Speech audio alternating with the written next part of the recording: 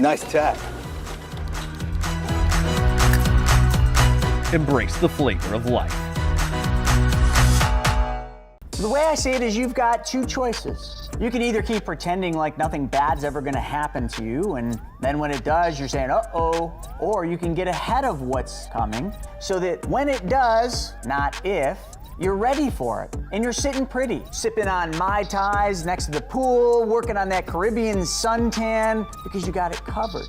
So folks, it's time for you to learn the truth about money. It's time for you to take back control of your money so that you are ready for what's about to happen. By doing that, you're setting yourself up for absolute success. No matter what comes your way, you're ready for it. And that's what I want for you, and I want to help you with that. So go to chrisnoggle.com and sign up for the Wealth webinar. We do them every Wednesday at 1 p.m., and you need to be there because it's time. For over 90 years, we've been crash testing our cars in the tireless pursuit of automotive safety. At Volvo, safety's been first since 1927. We've saved millions of lives with the invention of the three-point seatbelt in 1959. At Volvo, we've made driving safer for you and them. Visit safety.finleyvolvo.com to learn more. So they say if you give a man a gun, he'll rob a bank. But if you give a man a bank, he'll rob everybody.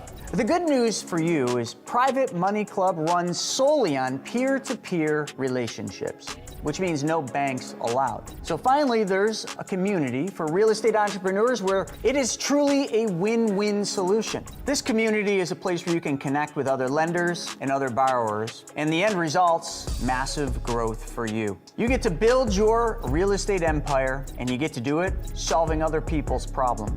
So if that sounds like a place you want to be, well then join us. Go to privatemoneyclub.com/Kelly. And if you want $500 off, just add the code Kelly500 and I'll knock $500 off the premier membership. We'll see you on the inside.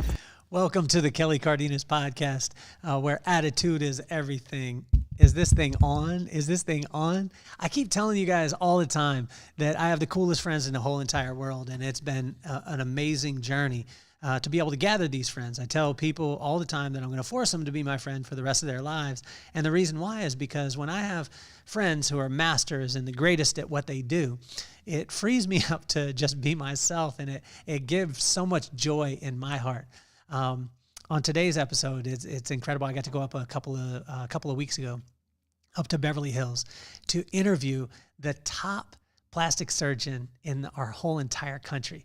This man is unbelievable. My wife sought him out years ago after she had our son Maddox, and it was time for the Mommy Makeover, and she sought out the absolute best. Well, I kept telling her, hey, you can look here in Vegas where we lived at the time, and it was incredible though, because she kept researching. She locked in, and then she introduced me to this guy right when I sat down in the consultation with my wife and him. He wasn't about fluff. He wasn't about telling you all the things that he thought you needed to hear. He was about telling you truth, but delivering it in a way from an educated sense and a connection point that was, to me, unbelievable.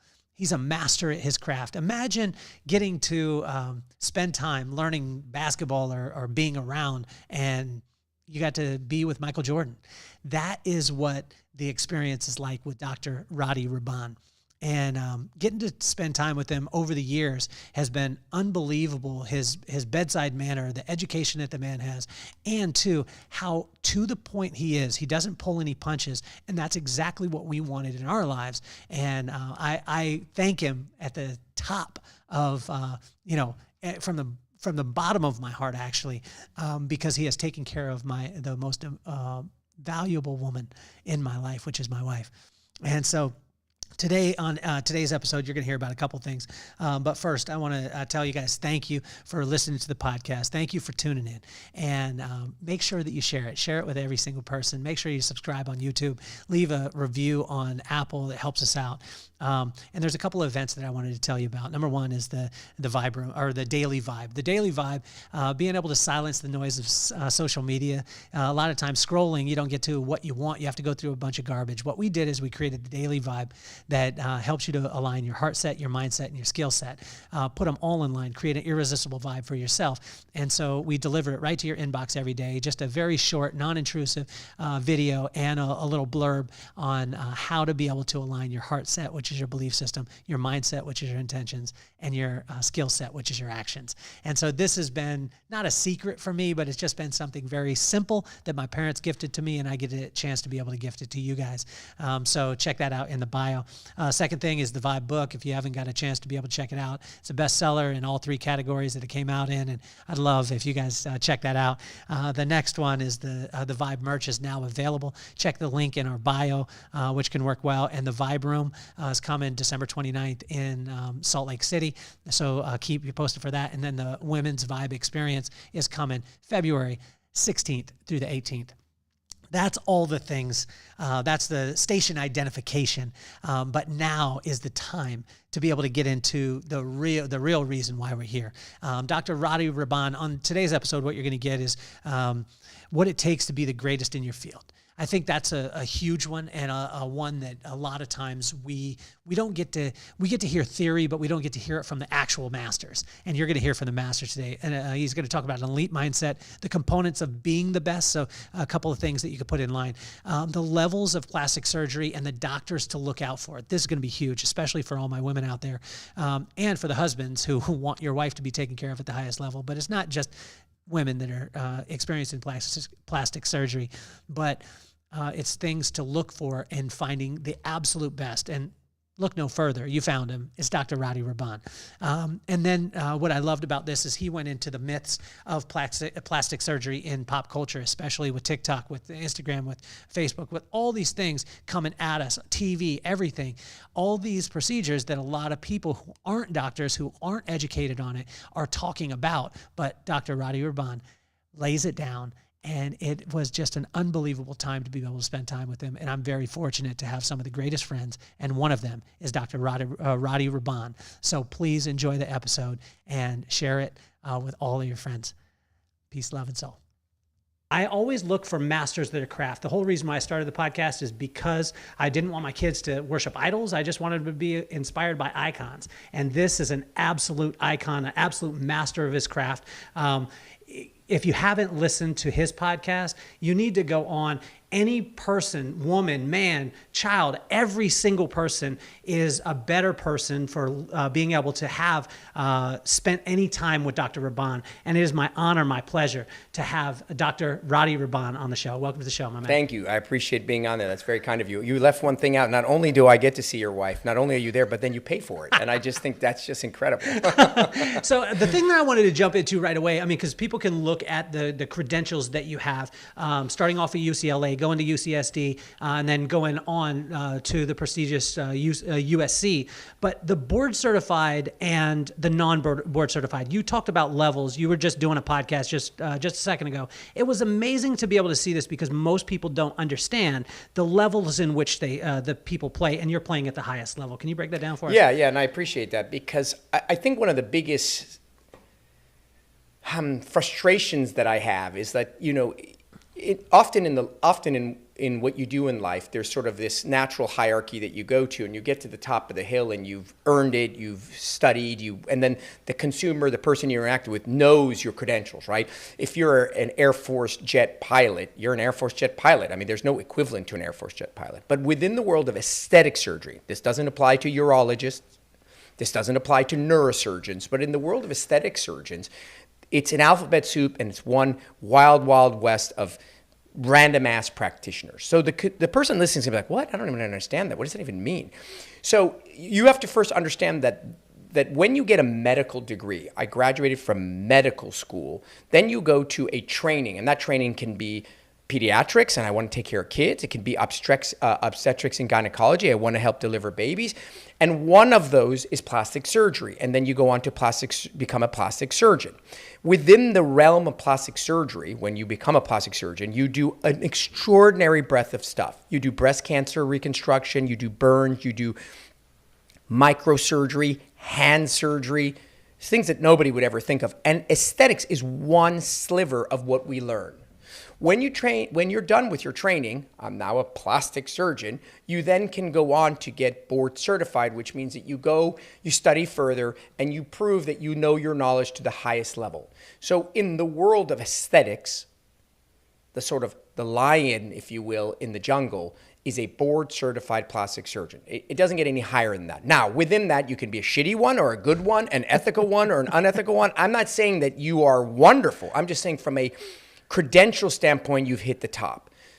The problem is that because of, God, I think it's pretty much greed, finances, an alternative universe, like the dark web of aesthetic surgery, is splintered off. And so what happened, I want to say now 15, 20 years ago, is that you'd be sitting in an operating room, and down the hall from you, you're in operating room 1, and down the hall from you in operating 2 is your buddy who's a general surgeon. They do gallbladders, appendix, hernias, etc.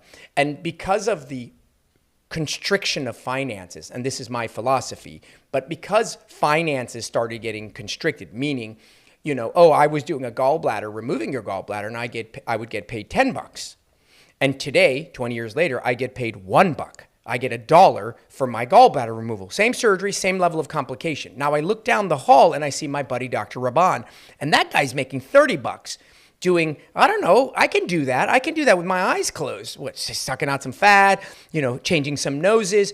You know what? Screw this shit. I'm not doing this anymore. And I'm going to go to the cosmetic surgery world. And this is the part that people can't wrap their brain around. That doctor who was doing a gallbladder last week can now do a breast aug this week. What do you mean? Who's regulating? Nobody. They're a doctor. They're a general surgeon, and they go. The people that regulate them are hospitals. Tomorrow, I call Cedars-Sinai Medical Center, where I am on staff, and I tell them I'd like to book a case. I'd like to remove a brain tumor. They will not allow me to, because they, Cedars-Sinai Medical Center, will say, you don't have credentials to do that case in our facility. But if I do that brain tumor removal in my own facility, I am the medical director of my surgery center down the hall. Well, shit, I say you can.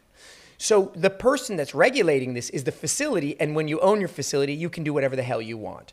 And so what's happened over the past 20 years is a whole host of random-ass people with random-ass training call themselves, quote unquote, cosmetic surgeons. And they literally can be from an OBGYN to an ENT to an orthopedist to an ER doctor, random.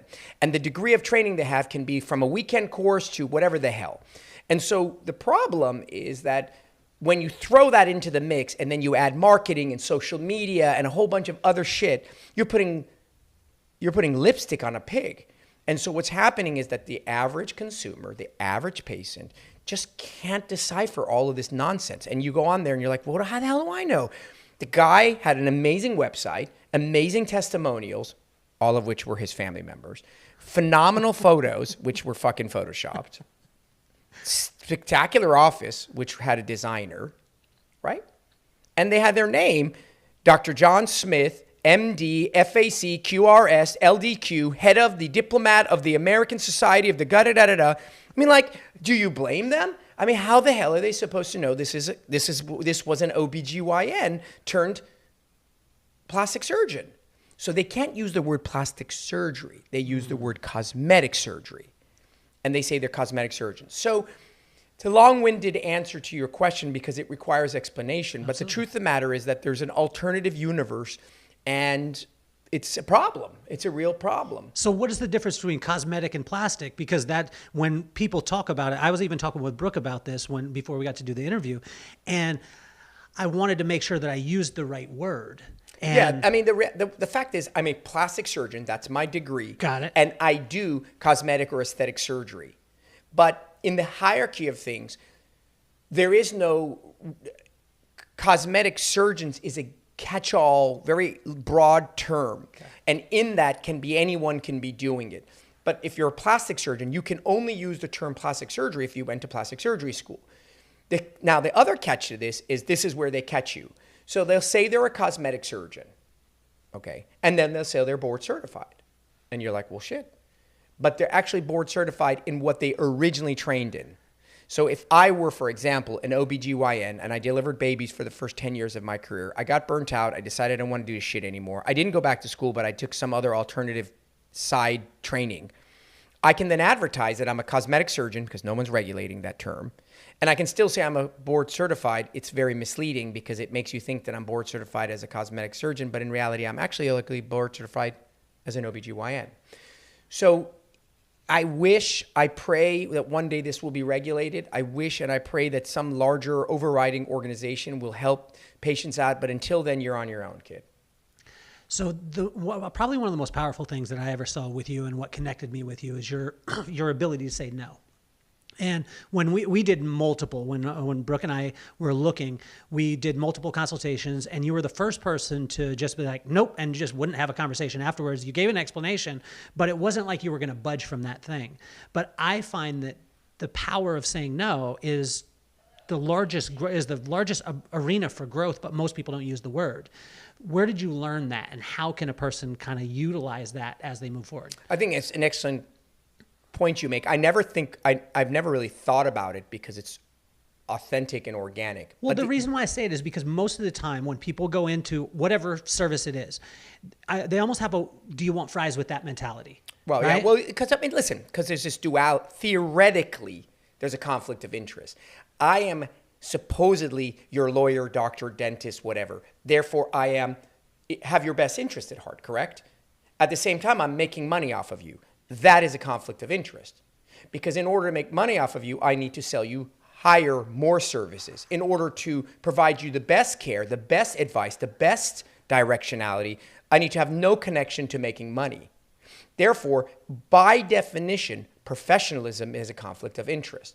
As a result, there are shitty accountants, shitty lawyers, shitty dentists, shitty. So, aesthetic surgeons, plastic surgeons are high on that list because our services are very expensive, and patients come in begging you for a lot. They come in and say, I'm here because I want your services, and then it's like taking candy from a kid. So for me, that never comes into play. I never even have to ask myself that question. Internally, I have one objective, and that is to hit this ball out of the park.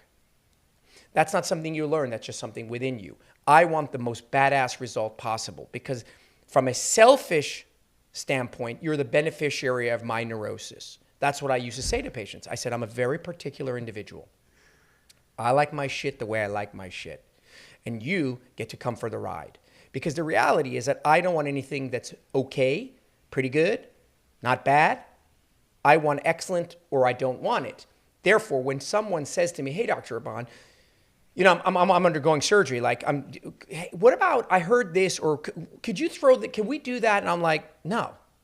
And then I say, the reason being is that particular thing you asked for, while it's doable, I mean, I certainly can do it.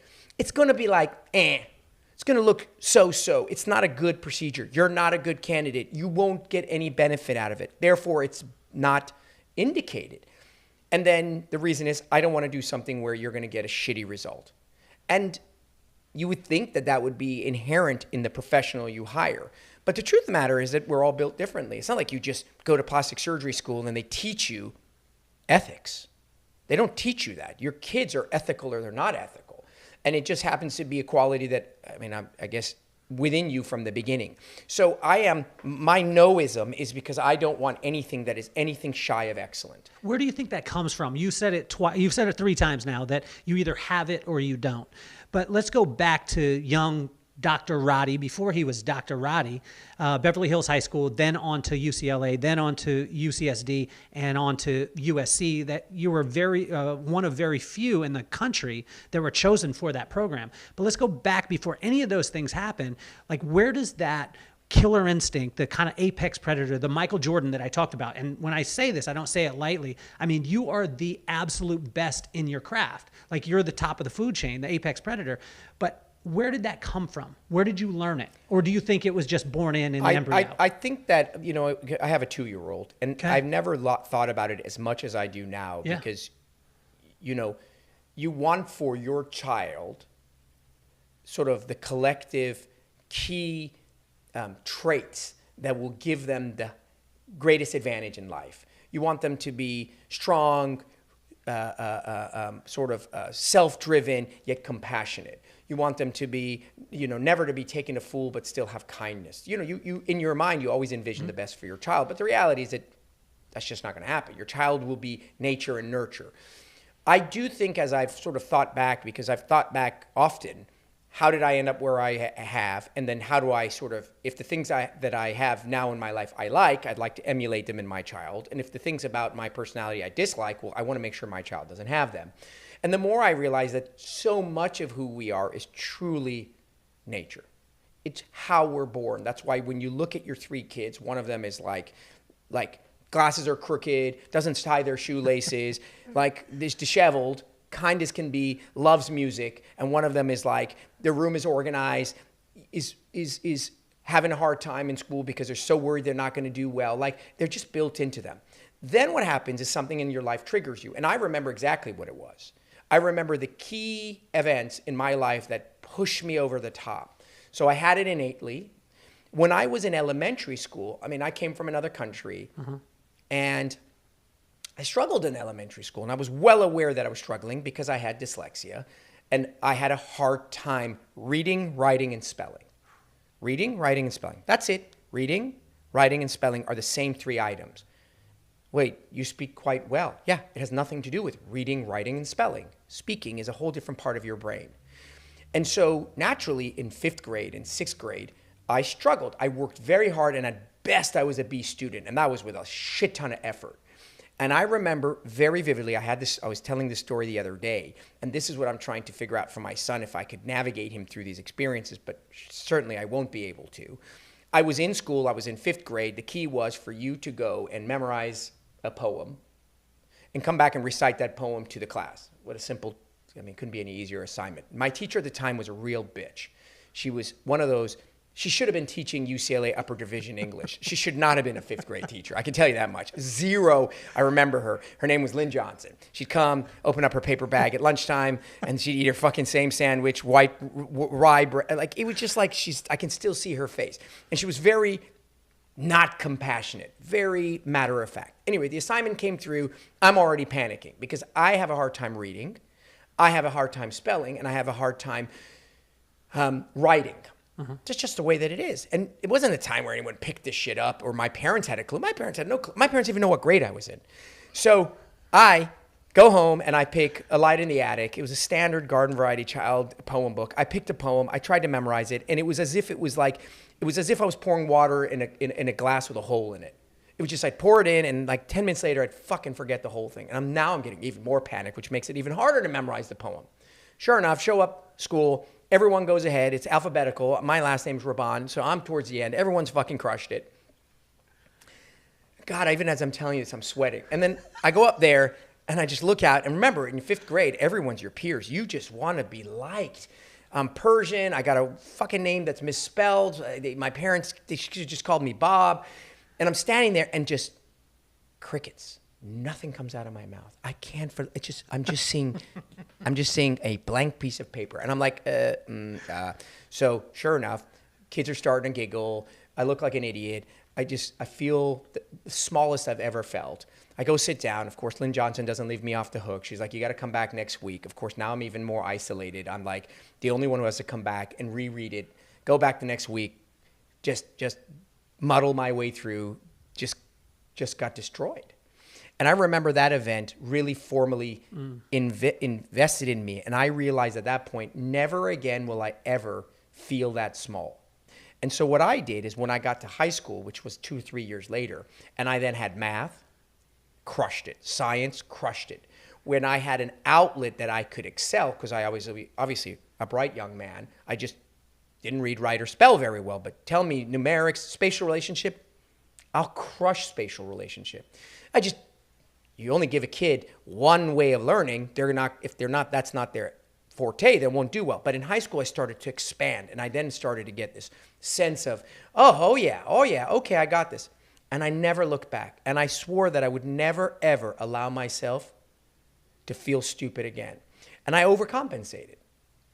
Instead of the appropriate response was an 8, I'm at like a 12.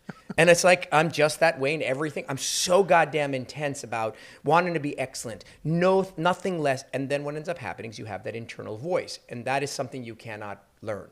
That internal voice is the self-deprecative, you're not good enough, you can do better, this is shit. Would you call this your best voice that you either have or you don't?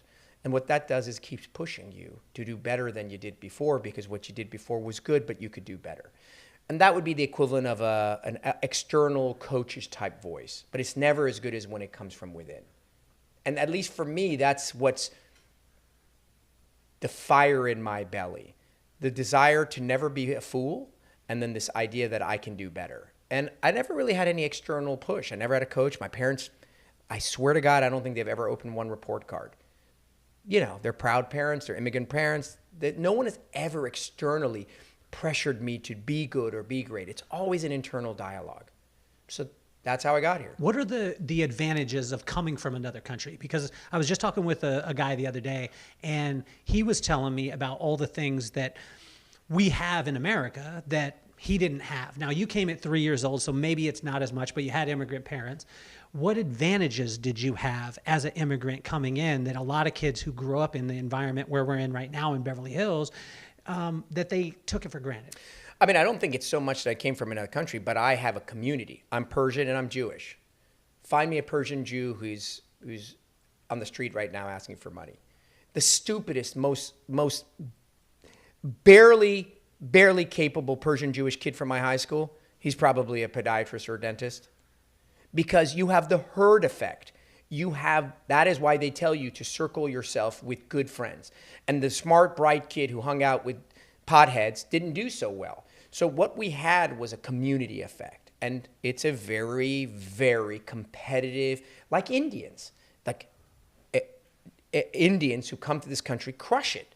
People who come from Congo crush it. Why? Because their community instills in them the idea that you can't be the last one in this list. So even if you don't want to, even if you're not aptitude-wise, you just gravel your way to getting in, just barely making it, and you make the cut. And so we had this community, like everybody wanted to be a professional. Nobody was like, yeah, I'm going to be a barista. Okay, cool. And then what? I don't know. I'll figure it out. Listen, don't get me wrong. That's awesome. But I can tell you, everyone that I know has made it. Doesn't need to necessarily have made it financially, but they got food on their table. They own their own home. Their kids go to good schools. You know, what we would call the American dream. I am self-sufficient. And I think more than anything else, it was the community. And so whatever that community is, and what immigrants have is community, right? And certain communities are notorious for pushing and impressing the idea of scholastics. And what happens is, if you're not scholastically inclined, but you're in a group of people that are, you kind of start to, it's kind of like Lance Armstrong, right? You're being pulled by the draft that's being blocked. So you get sucked into the vortex, and you have to pedal less than you would have by yourself going against the current. But the pack pulls you through because everyone's studying. Saturday night, everyone isn't out getting shit-faced, and da-da-da-da-da-da-da, and you just kind of I don't know, I just found my way through. You went with the herd.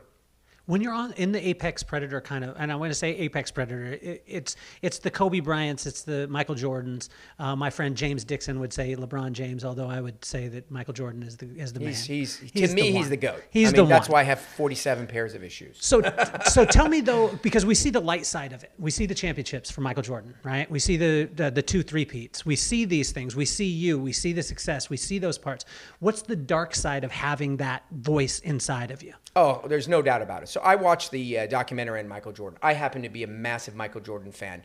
Aside from the fact that he was my icon, first of all, aside from the fact that I love basketball, then he was the basketball icon exactly at the most prominent times in my life in the 80s. I have all of his shoes. He's the man. I watched his documentary, and it was so interesting because he would channel anger, and he would focus on that anger to push him through each event. Mm-hmm. And what's interesting for me, the dark side of it, is you know, I remember, I'll give you an imperfect example. I was recently out of training, and the inner voice that tells you you're not good enough, you shouldn't be doing this. And I remember, these will be 2 examples where it almost kicked me out of, I almost stopped doing this. I actually wanted to just say, fuck this plastic surgeries thing. I'm not cut out for it. I'd rather not stress. Let somebody else do it who's better suited. That's the dialogue that I would have in my head. So I remember a guy, he was lovely as can be. As a matter of fact, he came to visit me 10 years later. I was doing ER call because that's what you do when you come out in practice, private practice in Beverly Hills. Who's going to send you their friend's nose job? You get out of practice, out of school, and you go to practice in a city like Beverly Hills, there is no business. You don't just go hang your shingle and like, ding dong, hi, I'm here for a facelift. No, there's 800 doctors within 4 blocks. You're nobody. And let me tell you something, your family isn't coming to you for you to practice on them. So you actually have no business, zero, zilch. So I did a ton of ER work, and with ER work comes facial fractures and gunshots and burns and all the things that come, which is great because that was what I was trained in. And I remember a guy, he worked on movie sets, and he was the guy that would set up the sets and things like that. Loveliest guy, remember his name, I'll not mention it. And I got called that a guy came in with a skill saw injury to his fingers. And his fingers, he was cutting boards to set up something, and he went through 2 of his fingers. And I was doing a lot of hand at the time. So I went to the ER, and I swear to God, I was a year out from my training. And it's interesting because you do all this training. I'm like 4 years of med school, 6 years of surgery. I'm 10 years out from college, and I'm still a no one. It's incredible because you just haven't been on your own, right? So I go out to the ER, I have my white coat, whatever, and I see the guy, loveliest guy. We have a conversation. Look at his fingers. He's missing 2 fingers, right? And it's a skill saw injury, so it's not a clean amputation. It's like in pieces and whatnot, and it's really not a thing you just like stick back on and So really what the end of it is that you have to clean up the amputation and close the amputations. But at the same time, your training tells you to try to salvage the fingers and should try to replant them. And it's a really tough decision to make because if you replant them and put them through all this agony of attempting and it fails miserably, they lose the function of their hand because you can't work with 2 dead fingers that don't work. The whole point is you're often better off losing the finger and having function than having your fingers and 1 dead finger that doesn't really move. Isn't that fascinating? Mm-hmm. Having a gimpy finger is worse than having no finger and being functional. So at any rate, long story short, I choose to do the surgery and amputate. It was already amputated, clean up the amputations, whatever. And I don't remember what it was. Something didn't go the way I wanted or whatever, or I was so worried that it wouldn't go the way. It actually went the way I wanted, but I was so stressed that I had not done him justice. And that, somehow the outcome wouldn't have been as good as it ought to have been, and maybe I'm not prepared for this, or you're not good enough, kid. And I remember having a meltdown. And I remember calling one of my then professors, now friends, and I reached out to him and I was like, I just can't do this. It's just too stressful. Because there's a lot of stress on you if you care. Watch what I just said. There's a lot of stress on you if you care. If you go through the motions, like, fuck it, the guy cut his finger off, it's not my problem. Like, I did my best, it's good enough, he's lucky I even showed up. But if you're like, God, I hope this works out for this guy. He's got kids, if you put all that energy into that individual, then it's a lot of stress. Like as if he's your friend or your family member. And I was having a meltdown. He walked me off the ledge, and he's like, no, what are you talking about? You're good trained. I trained you myself, blah, blah, blah. You'll be okay. And I kind of muddled my way through it. Everything worked out. He was fine. But it was that inner dialogue that if I didn't have a community and enough grip, I would have just said, you know what, screw it. And I suspect a lot of people who have that inner dialogue, it knocks them down. And they don't fight through it and keep going to the greatness that they could have been. And so I think that for people to be great, they have to be self-critical.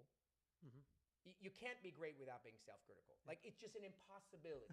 Like, you can't shoot 30, miss 1, and be like, well, I'm pretty good. You could, that's arrogance, but you won't be great. You'll be good. Great is, fuck, God, I have to do 40. So you have to have that inner dialogue, and then you have to be able to surmount that inner dialogue. And I have had a handful of such occasions. Like, for example, I do a lot of noses. Mm-hmm. That's a big part of my practice. And in the world of plastic surgery, rhinoplasty is the highest hierarchy. Why? Because it's the most difficult surgery to master. As a result, when you go to plastic surgeons' websites, when people are like, hey, I want to go get something done, I'm in wherever. Can you take a look at this doctor? I want to do a breast reduction. I'm like, sure. I'll go onto their website and I'll immediately go look if they do noses. And they don't.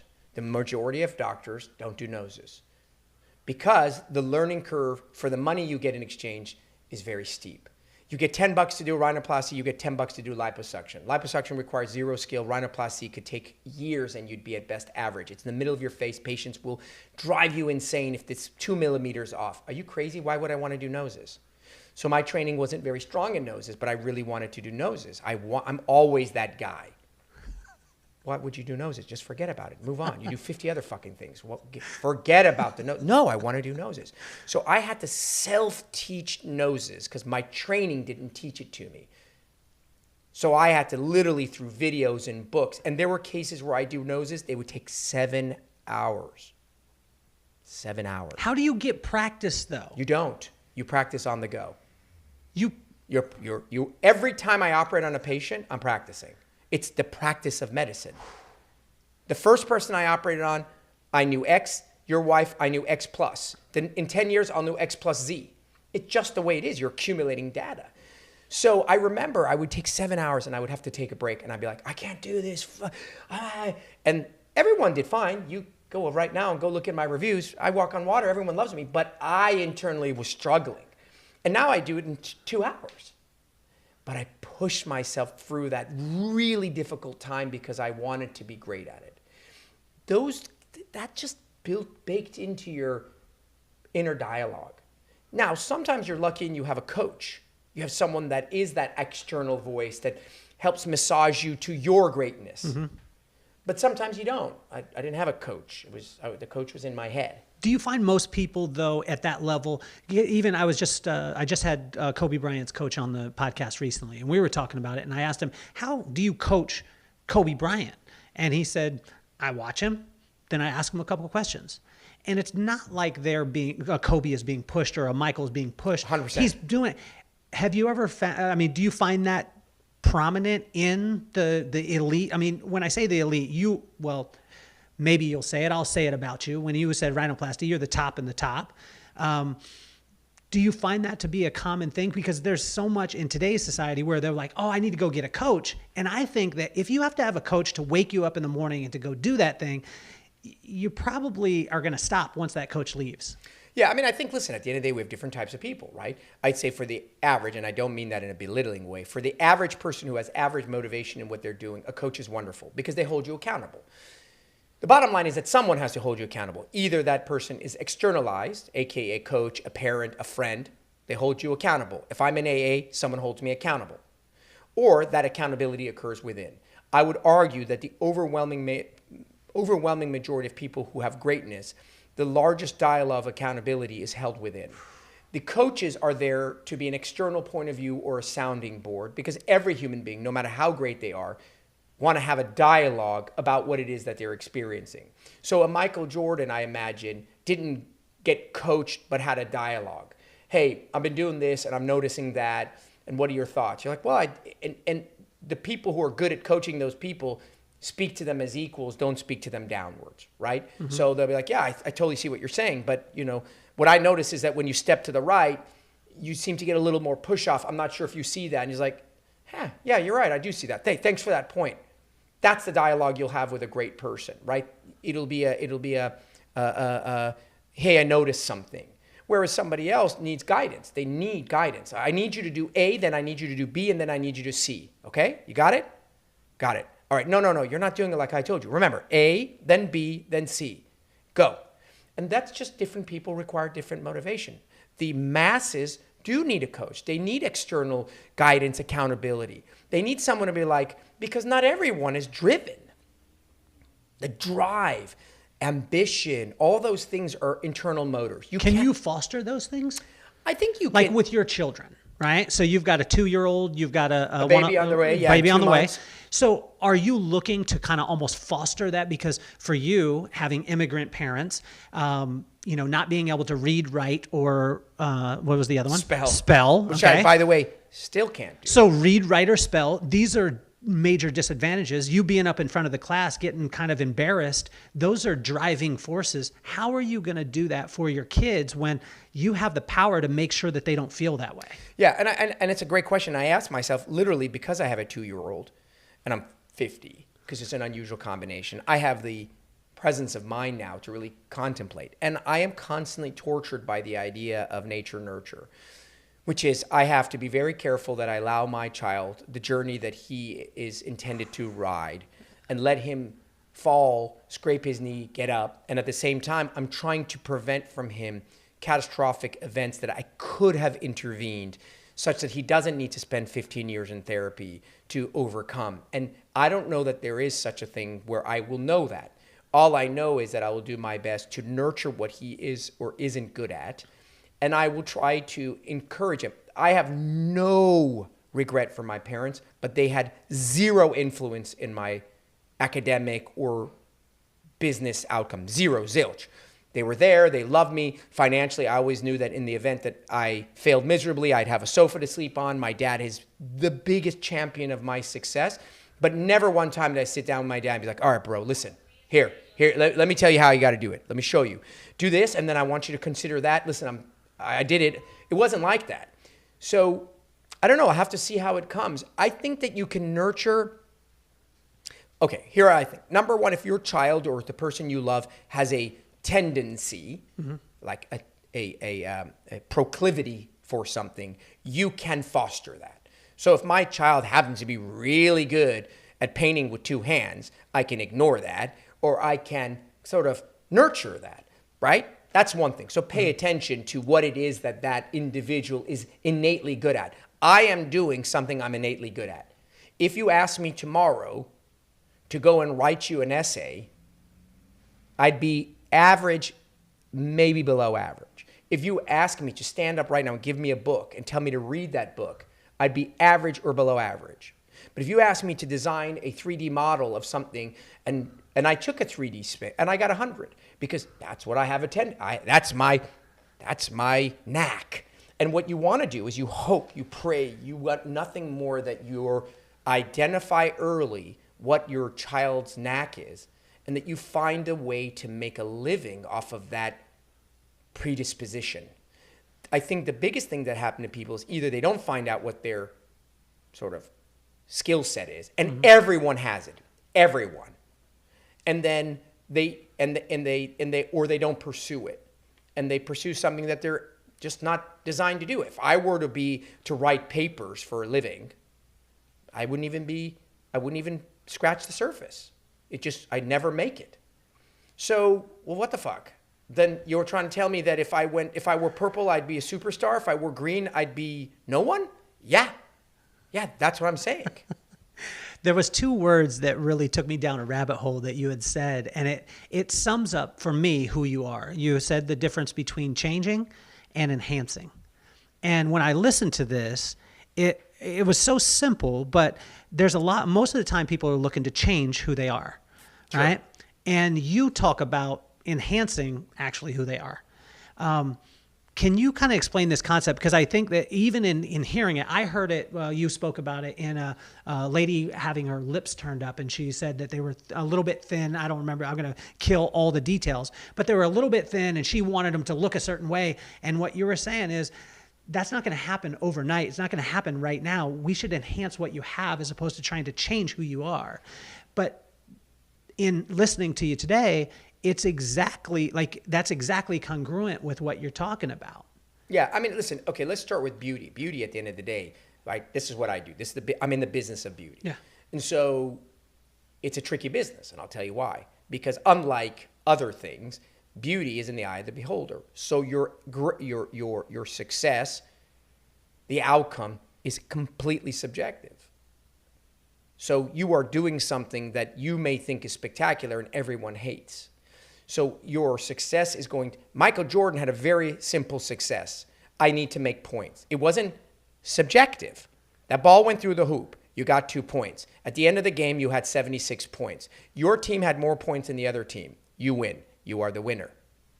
Is that subjective? Yeah. No, that's objective. Huh. But if it was the style in which he did it, the grace in which he did it, he'd be fucked because someone would have to tell whether or not they liked it or not. So the beauty in general is a bizarre concept because you're doing it, and then at the end, whether you're successful or not is to be determined. And it's not up to you. It's up to the person you did it in and the masses.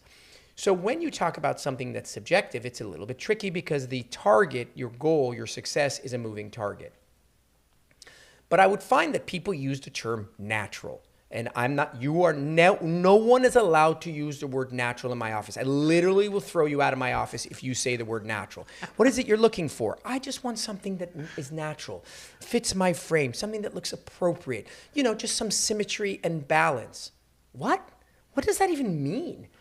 It means nothing. That's just air. You just spewed air.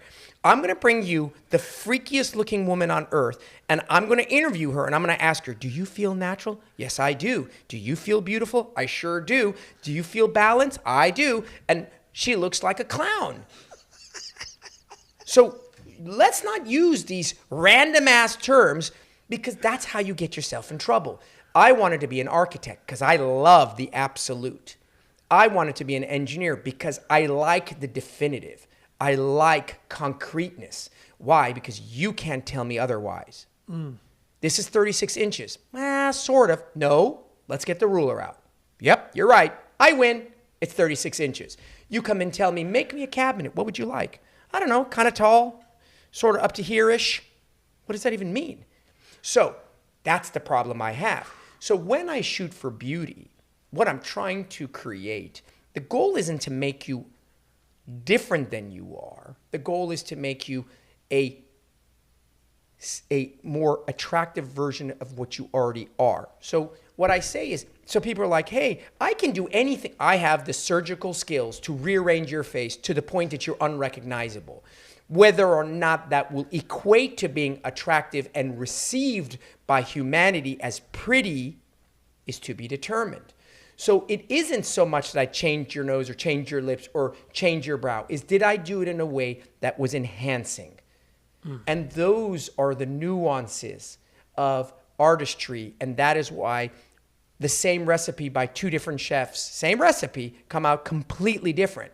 Because the amount of cumin and the amount of salt and cinnamon, even though it asks for a tablespoon, tablespoon might be a little much.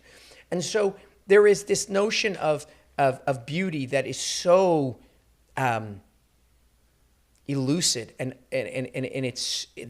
that's the part of what I do that keeps me sort of on edge, because it isn't like I can hit it every time, because it isn't a target.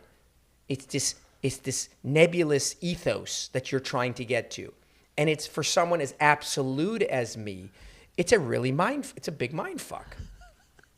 And those are the days where I'm like, God damn, I should do something a little bit easier. Well, Doc, in this society and in our culture right now, it's very informational. Like if I Google something, I can find out so much. We used to have to look in an encyclopedia, sure. Or you would have to go by what I heard. Yeah. You know what I heard? It was this, and your uncle told you something. Now there's information everywhere. That poses challenges because then there's a lot of myths. Correct. Give us the top 3 myths as far as plastic surgery that absolutely grind you right now. Yeah. If I could fix any one of these 3 things, I would be a trillionaire. I would literally be sitting on a 300,000-foot yacht. Would you have a different mic? Would you have a different mic then? I'd have that microphone, not this shitty-ass cheapo crap that you give your guests. I'd be the man. I'd have your hair. Everything would be great. So 3 things that people sell. The aesthetic community tries to shove up down people's throats are as follows. Number 1, no matter what and this could change tomorrow, but as of now, there is no way on the planet to get rid of your cellulite. There is no cellulite treatment, despite the thousands of creams, rolling devices, lasers, and schmazers. When you're done, your cellulite will be 97.4% the same. So if they tell you they can get rid of it, I don't believe them. Second, there is no way on the planet to get rid of your stretch marks. None. Zero. No lasers, no creams, no lotions, no potions. No matter what they do, they're still going to be there. And the last is there's no way to get rid of scars. Scarless. Scarless what? There's a scar there. Now you can have an amazing scar. Oh, I barely even noticed that. That's amazing. That healed so well. What the hell is that on your face? Those are the differences, but both of them are scars. So this idea or notion that things can be done and I can remove these scars vis-a-vis some type of laser or some magic wand. You know, what makes me crazy in the world that I live in is that we've come back to quackery. We're selling snake oil. We're selling consumers so much nonsense, and there's such an appetite for it. People want to believe it, and there's such a, I mean, social media is the worst thing and the best thing that ever happened to plastic surgery. It is a double-edged sword that will either make or break our profession. On the one end, everyone, and I'm talking everyone, the villagers in the Amazon who have never even seen an airplane are contemplating plastic surgery because they see it on TikTok. Like, what the fuck? Like, you're an Amazonian, right? At the same time, so now everyone has access to it. At the same time, there's filters. There's apps that make your waist small and your butt bigger. And then, so my biggest concern, I'll segue this for you. My biggest concern in our industry is the irresponsibility and the mental disease that we've created amongst humanity. Wow. We single-handedly, the aesthetic world, not we plastic surgeons, just aesthetics alone, have probably contributed to more mental health disorders in the last 20 years than anything else. Because one of the biggest components of a human, of a person, is you get up in the morning, you go wash your teeth, you brush your teeth and wash your face, and immediately you look in the mirror. You get a sense of self. Mm-hmm. That sense of self is, shit, I got to shave. Oh, my hair is all raggedy. I better put on this nice clothes. You know what? My teeth are getting a little yellow. There's no one, no matter how kumbaya and zen you are, that doesn't pay attention to their hygiene. You walk out with dirty nails. You know, there's this idea that like, oh no, those are for the people in Beverly. No, man, everybody's paying attention to their aesthetics. It's just a matter of where you draw the line in the sand. But you spent a lot of time to get the hair looking like that. That isn't accidental, right? You're not just walking out. You spend time and you pick that neck. We all care. Mm-hmm. And as a result, since that's embedded in our DNA, our sense of self is through that of other people. Mm. God, I am a little overweight. Based on what? Based on my 4 friends that are ripped, I am overweight. You have a point of reference. Then you multiply that point of reference by influencers or people or icons or people we like. Beyonce looks good. J-Lo looks good. Look at Brad Pitt. Look at, Angelina Jolie. Then those individuals now start getting hair and makeup done, extensions. They end up shaking photos. Photos are photoshopped and morphed and filters. And next thing you know, you as an ordinary person, the person that you're looking at, that you're reflecting your reference point from, is eons away from you. And then all of a sudden, you hate yourself because you are so far from where you feel like you want to be or ought to be. Eckhart Tolle, who I just love listening to that guy, except for his monotone voice. It just drives you nuts. But he said something so interesting. Happiness is based on the delta of where you are and where you think you ought to be. Your happiness is based on the delta of where you are in life and where you think you ought to be. And so when you look at all these people on now social media where it's being manipulated, living these glorious lives, looking their glorious ways, and then you look at your comparatively mundane life and mundane appearance, that delta of what you think you ought to be is so large and so overwhelming that you are now depressed. And you're anxious, and you dislike your life, and you start having an eating disorder, and you start taking medications, and so on and so forth. And it's all one big ugly mess that we participate in. And so, I don't know how we're going to get out of it, but I definitely think I have control over my children And so I'll police them for the time being. But that's something that's really a huge issue that's going on in the aesthetic world that I wish more of us, the people who participate and make money off of it, had some verbal say in it. What do you wish you could unlearn about the aesthetic industry? I don't know that there's anything I wish I could unlearn. I wish I could police it more. I wish I wish I was in charge of some, policing force. What would be the top 3, 4, 5 laws that you would put in play? I just heard you speak on a podcast. I was very fortunate to be here while I was hearing you interview, and it was incredible because you talked about the concept of the law can be there, but if it's not being policed, it doesn't even matter. 100%.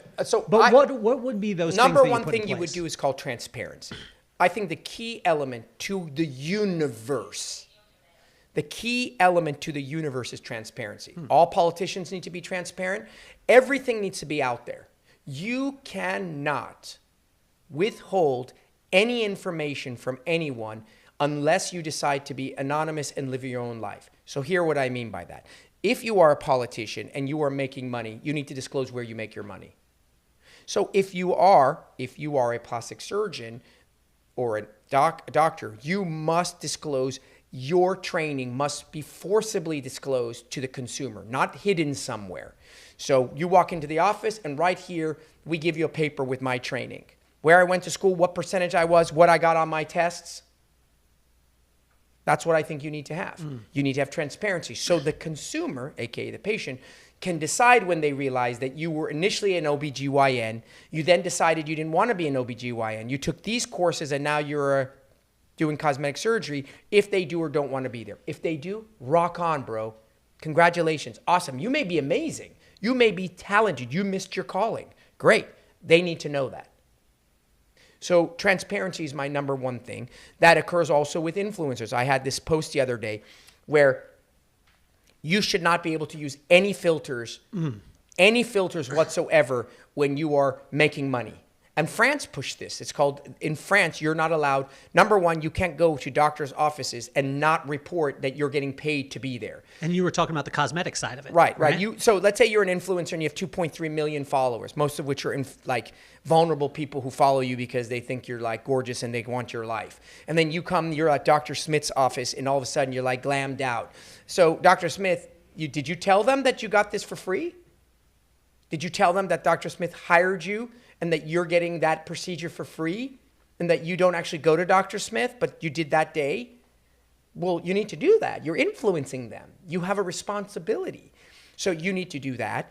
Also, if you sell skincare, we just had this the other day, you can't just go on there and be J-Lo and have 3.5 hours of hair and makeup, filter all your photos, touch everything up, have a ton of acne and terrible rosacea, and not anyone know that, and then sell a beauty line that somehow treats acne and rosacea. What the fuck? Where's the transparency of that? You're making money off of people. So I am a big, big, big advocate of transparency.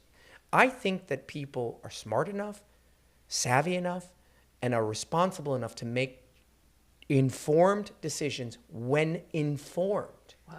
You got to give them the information. So when I do a consult, I give you everything under the sun. I tell you A, B, C, D are options. A and B are like terrible. C is okay. D is what I recommend. What do you want to do? If you say, I want to do A and B, I send you somewhere else because it's terrible. I won't do, right? You understand what I'm trying to say? I went through it. Right. So, but at the end of the day, I'm giving you the options. I'm not paternalistic. You come in, hey, what do you suggest? I suggest you need X. Okay. That's it? Yeah, you need X. There are no other options. No, it's X. Well, no, there are other options. You may think the other options aren't good, but I need to explain that to you. That's actually how I've lived my life, is through academics. People love being informed. They feel empowered. And the nature and the underbelly of my entire existence as a clinician is to educate. Because when I give you the information, you have this aha moment like, oh shit. That makes total sense. And you get to the same destination that I got at, but you got there on your own. Isn't that amazing? I didn't have to carry your ass to the top of the mountain, but you actually walked there yourself. You know what I'm saying? Yeah. Isn't that like you hiked to the top of this mountain? We're both looking off. You did it on your own. So I give you the information from which to make the conclusion that I got to on your very own. That, I think, is the way to empower people. So if we were sitting in Soldier Field, 100,000, but the whole entire audience is Aliens. from 11 to 14-year-old little girls. Yeah. And you have a couple of minutes to be able to address them. What do you tell them? I mean, I think, number one, I tell them that the truth is I tell them whatever I tell them, I'm not sure that it'll make difference. And I'll tell you why. Because you have to invest time in these people. Because what I'll share and impart with them will be moving. But I guarantee you, whoever has their ear the most wins. So I'll impart some really cool fucking you're enough. Enoughness. That's what I want to teach my child. Enoughness. Whatever you are is enough. This idea that it's not good enough or I'm not good enough. First of all is enoughness. Second of all is the idea or notion that someone else has it better off than me. That girl is prettier than me. That's a false, as a grown-ass man, that everybody who you think is the shit has a shitty life just like yours. It's just a different mix of garbage, right? Nobody is. The guy that has an 87-foot yacht, his dog just died of fucking cancer. Everyone is struggling, so there's no such thing. I don't know that I had anything that I could say would make a difference. Now, if you let each of them hang out with me for a couple of days, that's why this country will never be the way it was if it isn't for parenting. Because the reality is that, your kid, whoever your child spends the most time will win. So if your child spends the most time with their teachers, whatever their teachers will teach them, if it's their friends after school, they'll win. It used to be and ought to be, the child spends the most time with me and my family, whether it's a grandparent or you or whatever. And you have their ear the most. You have the mic. You command the mic. Therefore, you should win the dialogue. And if you say nothing, then you lost your opportunity. And I don't think anybody will win in a moment. Oh, I said something really fucking earth-shattering. Maybe a grown-ass man will walk away with a moment of epiphany. But I don't think children. I think children need repetition. You gotta be there all day, all the time. You gotta be there. What do you wish more people would ask you? I feel like because I'm so transparent, people never really hesitate to ask me much. I don't know. I feel like I'm a pretty transparent guy. I mean, this whole podcast thing that I've been doing for the last 4 years has really allowed me a pretty large platform where I can just get out my thoughts. I don't know that anybody, I don't have anything that I feel that I've ever disclosed or like, God, if only you knew this about me, you'd kind of get me. Yeah. I don't know. What about when you're in social situations and they find out that you're a plastic surgeon? The conversation can move a different way. Is there times where you move it a different way, or do you go down that line all the time? It's funny because it used to be, people say, oh, what do you do? What do you do? And I'm like, oh, I'm a doctor. I usually avoid telling I'm a plastic surgeon because I think plastic surgery and plastic surgeons have an immediate stigmata associated with them. And I genuinely feel I'm furthest from that stigmata, right? That Beverly Hills sleazy plastic surgeon, botched, Dr. 90210, that whole shebang. So I'm not really forthcoming that I do plastic surgery because I already know they're going to be like, oh. And then I have to... Then they're going to ask you, like, right. What would you do? Right, yeah. Oh, have you ever turned anyone down? Or, hey, what's the craziest? So I'll usually say I'm a doctor. They'll say, great, what time? I'll say I'm a surgeon. Then they'll say, okay, what type? And then I'll say, oh, I'm a plastic surgeon. And it usually almost always is like, oh, can I ask you a question? Or what do you think of this? Or I don't understand why. It's never, okay, next conversation. It's like I'm a circus clown. Like, really? Like, wow, that's so fucking cool. And then they ask me questions. And then my wife cringes because she still asks me questions. Like, do you think I need my eyelids done? And my wife is just like bracing for impact. I was like, yeah, I actually think you do. And she's like, why you tell them? I'm like, they asked me. They asked me if they need their eyelids done. They need their eyelids done. She's like, you don't need to tell them the truth. I'm like, yes, I do. I do need to tell them the truth. So I'm brutally honest. I feel like I package it nicely in a nice kind of cushiony envelope, but I tell people the truth because I want the best for them, and, so in general, the conversation usually but I don't let it get too salacious. I'm not interested in all the proving myself, defending plastic surgery. You know, everyone loves to hate on plastic surgery, yet fucking, if I pulled their phone out and grabbed it and looked at their social media, I guarantee you they're following 6 plastic surgeons. All the haters follow plastic surgery because they love the transformations. You know what I'm saying? Yeah. So when you have, as far as personality trait, that apex predator, the wanting to be the best and going after the best, how does that translate into personal relationships, as far as marriage, relationships, as far as friends in your life and things like that? I mean, I had a hard time getting married. I mean, I got married, it really impacted me. The way my persona, that particularness that I have, I don't like to use the word OCD because it's not truly OCD where I wash my hands 100 times, but I'm a pretty particular perfectionist kind of person. It really inhibited my ability to fall in love and get married. And as a result, I didn't get married till 44. And, I was that perpetual bachelor. Everyone's like, oh, he's never going to get married. So clearly it impacted my interpersonal relationships in that regard because, I wanted it all. I wanted a beautiful girl. I wanted a smart girl. I wanted a down-to-earth girl. I wanted, oh, so do I. Line up. You know what I mean? It's like, of course you do. Who the hell doesn't want a supermodel? Well, I waited and I married my supermodel. So, I tend to be, my friends consider me as an intense individual, but I really, really, really try to package my intensity and compassion. You have to be very careful when you are an apex predator, as you describe it, an alpha, a type A. You have to make sure to be a great person, you have to envelop it in a cushion of compassion, kindness, empathy, caring. It can't just be about the top. It's got to be enveloped in humanity. And I try to be that person for my friends and my family. I do it through my vehicle, which is intensity. But I consider myself an incredibly, incredibly considerate person. And, I'm a problem solver. So I'm the one that I feel my friends and family rely on to take care of stuff, address shit, resolve problems, fight the fight. And me and my wife's greatest connectivity is we're the underdog fighter. We fight the fight. If I'm walking down the street and someone's getting mugged, I'm going to get in there. 99% of people are going to be like, oh, fuck, they're going to start filming it. Filming it? Why are you filming it? Or if I see someone, like an old person who's in the supermarket and they're like carrying a bag, like, dude, go help them. They're like 83 years old, man. If I see a child in a park and I'm like, where's their parent? Where the fuck's their parent? Hello?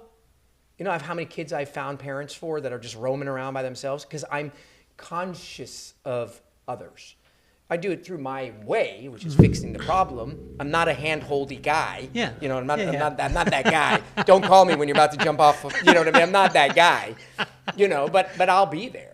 I'll definitely be there. I think a thing that intrigues me the most throughout all, and I'm intrigued in every different aspect, Doc, but one of the ones was your commitment to charity and your commitment to philanthropy. There's a thing that you don't talk about a lot, but the amount of kids that you serve and the cleft palates that you take care of and that you donate your time. I would be remiss in our conversation to not bring that part up because it's not a part that you think the best plastic surgeon in Beverly Hills, and I believe in the country and in the world, and then you see the side that you're just giving.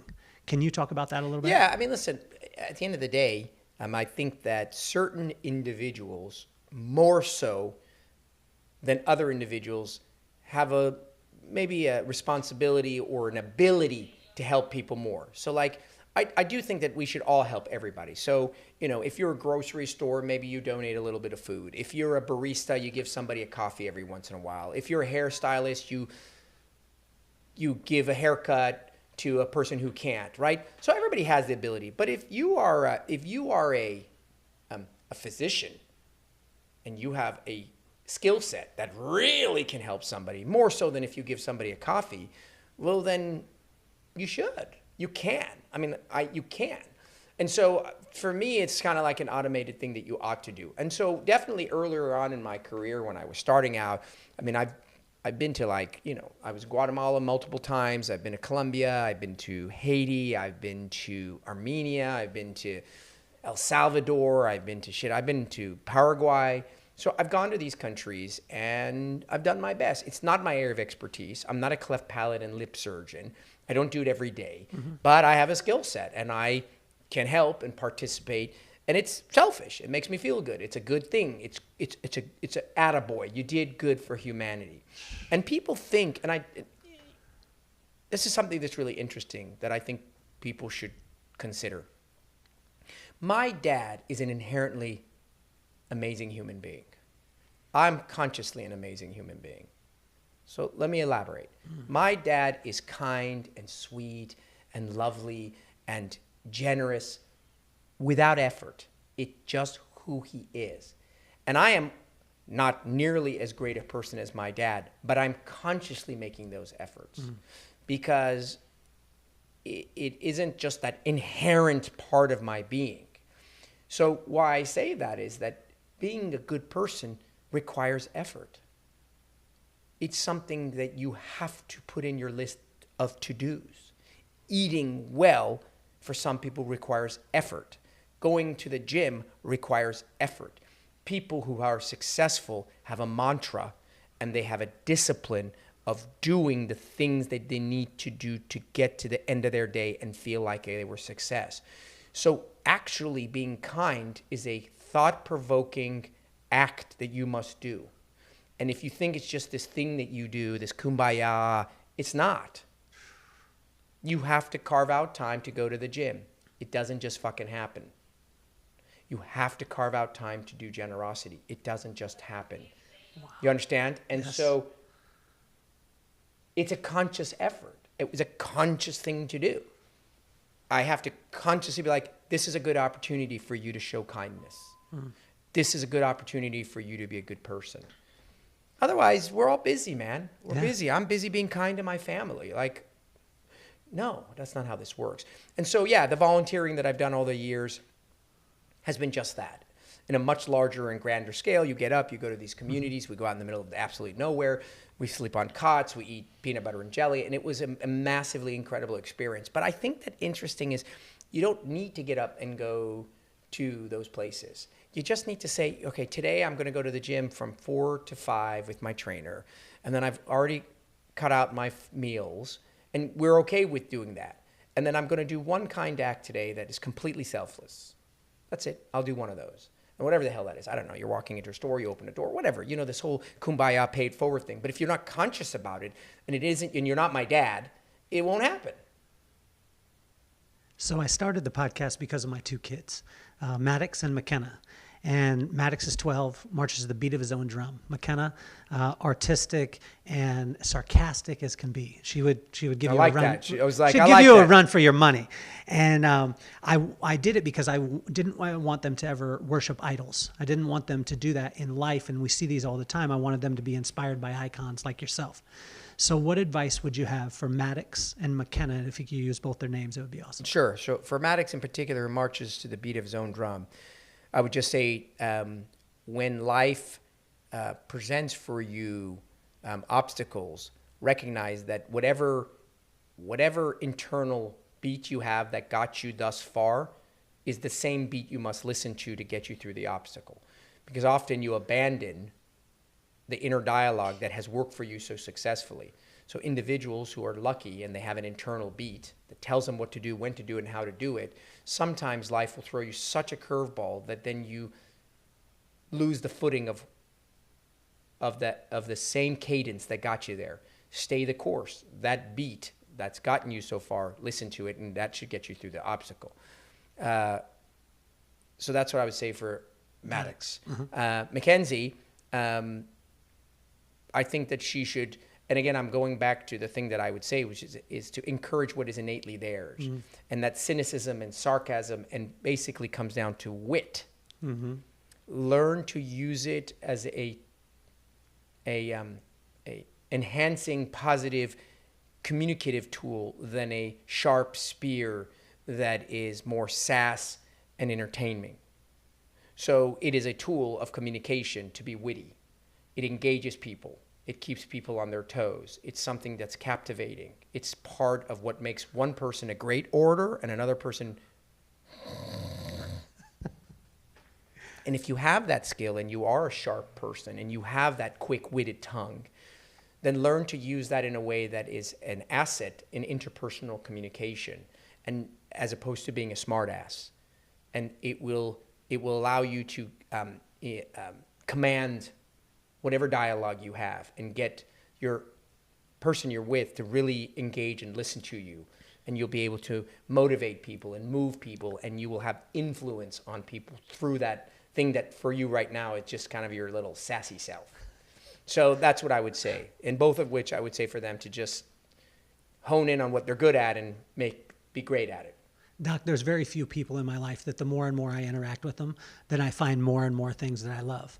And most of the time when you're far away from someone, it's good to see them from a distance. But when you get up close, you say, I wish I would have stayed at a distance to watch them. Sure. But the closer and closer that I've been able to get to you and the more time, I just find more things that, number one, make me laugh. Number two, make me think. And number three, it just hits my heart in a completely different way. So I want to thank you for being on the podcast. Yeah, it's been my pleasure. It has been an absolute pleasure. Brooke, we're both, our whole family is a huge, huge fan. Brooke was so sad that she couldn't be here with you, but I want to thank you so much. I appreciate that. And it's interesting. I've done many, many, many, many interviews over the years, but this was the first time anyone has really kind of taken a deep dive into who, how, where, when, why of what makes me tick. Usually it's me asking questions and things, or it's a little bit more superficial. So I very much enjoyed that because I think the idea of interviewing excellent people, and I'm just honored that I'm even in this dialogue, is such a fantastic concept because who better than people who have made it should we emulate, right? Because at the end of the day, they made it. So if someone's carved a path to the top, it's great to figure out and follow some of those footsteps. So good on you. I think the concept and principle of the podcast is great, and I'm sure when Max is old enough to listen, since he's got an M with Maddox and Mackenzie, he'll join the crew. So thank you for having me. I appreciate it. Well, I appreciate it. And for everyone, you guys out there listening. Plug my podcast. Well, for everyone out there listening, you need to listen to his podcast. And the cool thing for me is, and what I was telling your producer earlier is, I could throw a rock and hit 100,000 people that have done something great. I can't throw that same rock and hit somebody who's doing it for the right reasons. Yeah. And so that's the reason why I wanted to chronicle you and have you here. And it just means the world to me. If you haven't listened to Dr. Rahban's podcast, honestly, every single woman, man, child, family member, you guys should listen to it because there's so many things, so many myths that you dispel and so much truth that you're able to drop. Yeah, and I appreciate it. The podcast is Plastic Surgery Uncensored, and it is so because it's uncensored because I'm just an uncensored individual. And secondly, the idea, the only purpose of it is to guide and create transparency in the world of aesthetics. And even if you're not planning on having surgery now, you never know when you will. And secondly, I think the key element, and this is really the key thing I hope, is that people will send it to family members, because what will end up happening is you'll find out like, oh shit, what happened to Susie? Oh, you didn't know? What happened? Susie went to Miami and had a BBL. She didn't tell anybody. Oh, yeah, she didn't want anyone to know. And Susie's now in the ICU. Fuck, if I had sent her that podcast and she had listened. So the thing is, you don't know when someone will need this information. The reality is that, and I'm going to throw a statistic out of my ass, 1 in number of people are going to do something aesthetic, as small as go get Botox and filler to as big as a Mommy Makeover. So you owe it to them to give them this information so they can be informed. So when they go wherever they go in knowing what they need to know, because knowledge is power. Doc, you have been absolutely amazing. Thank you, everyone out there listening, watching, sharing, and helping us get in the top 1% globally. We appreciate you. I appreciate you, Doc, and I can't wait to have you on again. Yeah, I'm going to do one last thing. I'm going to spell my name because no one will know it, because this is an audio thing. If you're listening, it's because you're going to be like, how do I spell this guy's name? It's Rady is Rady. God bless ethnic parents. And Rahban is Rahban. So thank you for having me. We'll have all the links too. Oh, okay, We're going to have all the links in the bio to the show and everything like that. But you have been phenomenal. I can't wait to have you on again. Yeah, and my pleasure. You're officially off the hot seat. I love it.